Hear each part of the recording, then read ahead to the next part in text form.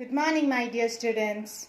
Welcome once again to the Google Classroom of Sri Gokulam Public School. Let's begin today's classes. I hope you are all enjoying your online classes. Let me just remind you on the few important points that we had discussed in the previous class from the chapter The Summer of a Beautiful White Horse. We said that Murad had brought a white horse to Aram's house and both of them had taken it down for a ride. Aram had doubted if Murad had gone against their tribe principles of being honest. However, he justifies Murad by saying that since he had stolen only for fulfilling their simple pleasures, it is not a crime at all. Aram also goes on to describe the character of Murad and his uncle Khusrau. Now let us continue from there. After riding the horse together for some time, Murad asks Aram to get down the horse so that he can ride the horse alone. Aram expresses his desire to ride the horse alone, but Murad says that it is only possible if the horse is willing. By this, Murad means that the horse may act wild if it is not comfortable with the rider. Murad also reminds Aram that he has a way with horses, which means that he knows how to make a horse feel comfortable and safe. Murad commands the horse, "Wazir, run," and the horse immediately breaks into a burst of fury of speed, and both of them race into the irrigation ditch, crosses the ditch, and returns back 5 minutes later, dripping wet. Aram was not as skilled as Murad, and when he got onto the horse and instructed it to move, it did not move at all. When Aram started kicking the horse over and over again into its muscles, the horse got hurt and ran wild into the vineyards, leaped over the vineyards, which made Aram fell down, but the horse raced forward and was lost. Murad was deeply upset because the horse was lost, but after half an hour of search, Murad was able to find the horse and return with it. By now it was bright morning and both of them had to either return the horse back to its owner or hide it somewhere. Aram suddenly realized that Murad had not stolen the horse that day morning and that he had been keeping the horse for some time and riding on it. When Aram insists on knowing the truth, Murad says that he had found the horse only that day morning. Aram does not believe Murad's words, and Murad confesses that it is a false statement, but the answer that Aram would give if anyone found them with the horse. Murad says that he did not want both of them to be liars. By this statement, Murad means to say that he knew that Aram was an innocent and a straightforward boy who is not clever in telling lies to people. They hid the horse in a barn in a deserted vineyard that belonged to a farmer, Favigian. They fed the horse with some oats and dry alfalfa in the barn. That afternoon, Uncle Khusrau came to Aram's house for coffee and cigarettes.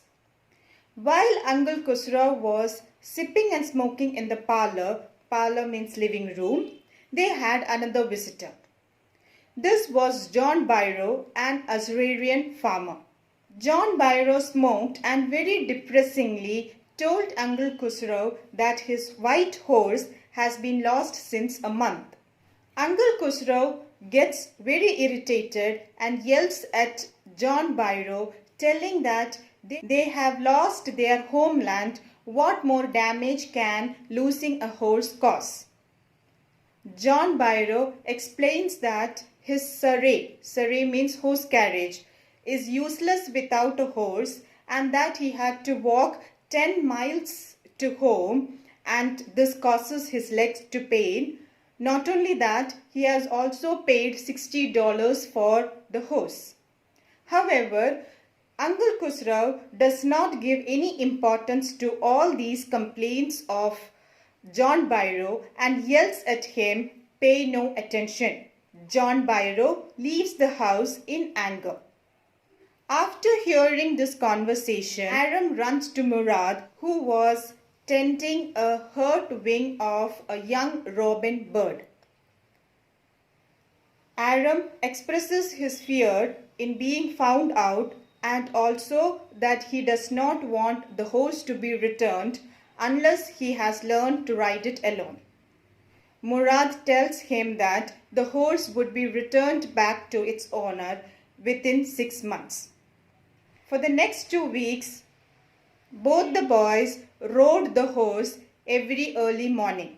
One morning, as the boys were returning to Favagian's deserted vineyard, they came across John Byrow.